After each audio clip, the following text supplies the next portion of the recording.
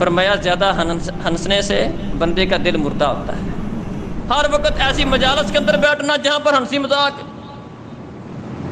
ہر وقت کھیل کود میں لگے رہنا، ہنسی مذاق میں لگے رہنا، اس طرح کی باتیں سنتے رہنا، ٹھٹھے والی مذاق والی باتیں، بلکہ پیارے نبی صلی اللہ علیہ وسلم نے ایسے بندے کے لیے 2 دفعہ فرمایا ویل اللہ ثم ویل اللہ یحدث فیکذب لیضحک بہ القوم۔